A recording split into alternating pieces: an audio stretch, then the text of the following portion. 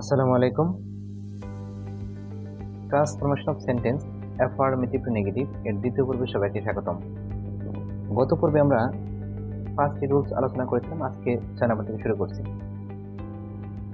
Both dot and অথবা and যুক্ত affirmative বাক্যকে নেগেটিভ করতে হলে নট অনলি ডট বাট হতে বসে, অর্থাৎ বোথের জায়গায় বলবে নট অনলি আর অ্যান্ডের জায়গায় বলবে বাট হচ্ছে। যেমন both Salman and Zaman are two friend, তাহলে এটা এই বোথের জায়গায় আমরা কি বসাবো? Not only Kamal but also Jamal are two friend. তার মানে এই দুটা জায়গায় আমরা চেঞ্জ করে করতেছি। বোথ আর হচ্ছে অ্যান্ড, তোমরা খেয়াল করো যে এই দুটা জায়গায় আমি চেঞ্জ করেছি। আবার দেখো হি টুক টি অ্যান্ড কফি, তার মানে এখানে শুধুমাত্র অ্যান্ড রয়েছে, এখানে শুধু অ্যান্ড রয়েছে। আর এই পাশে দুটো নাম রয়েছে, টি অ্যান্ড কফি।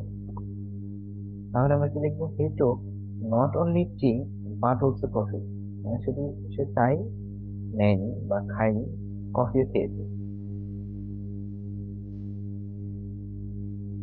অ্যাফার্মেটিভ বাক্যে সামটাইমস থাকে, নেগেটিভ বাক্যে অলওয়েজ বসে এবং তারপরে ডু নট, ডাজ নট বা ডিড নট বসে, অর্থাৎ এগুলো টেন্স অনুযায়ী বলবে।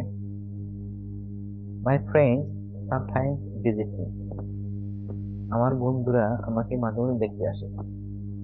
মাই ফ্রেন্ড যেহেতু এটা প্রেজেন্ট ইনডিফিনিট টেন্স, তাই এখানে আমি ডু নট ব্যবহার করলাম, যেহেতু এটা third person plural number. My friends do not always, এই সামটাইমস এর পরিবর্তে আসছে অলওয়েজ। ভিজিট মি, তার মানে আমার বন্ধুরা সবসময় হয়তো দেখতে আসে না। এই ডে লেবার বানানটা ভুল রয়েছে, ইজ সামটাইমস হ্যাপি, মানে একজন দিন মজুর মাঝে মাঝে সে হ্যাপি থাকে বা খুশি থাকে। A day labour is not always happy, তার মানে হবে এই যে সামটাইমস এর জায়গায় হবে অলওয়েজ, আর এই যে ইজ রয়েছে এখানে, আমরা এখানে শুধু নট দিয়েছি, যেটা একটা এটা যদি আমরা অক্সিলারি ভার্ব শিখছি এখানে রয়েছে, তাই আমরা এটাকে শুধু নট দিয়ে করতে পারলাম। টু যুক্ত অ্যাফার্মেটিভ বাক্য কিভাবে নেগেটিভ করতে হয় দেখো।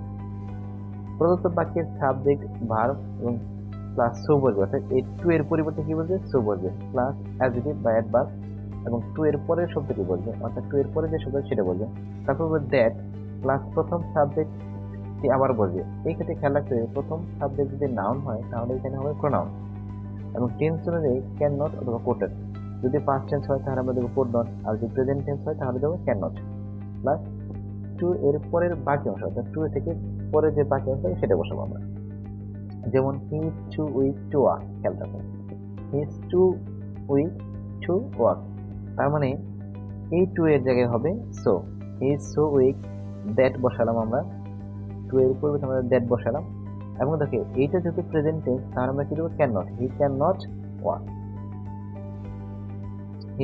হি walk too weak to walk. আমি একই সেন্টেন্স নিয়ে দেখেন, শুধু পার্থক্যটা কোথায় সেটা দেখার জন্য দেখো।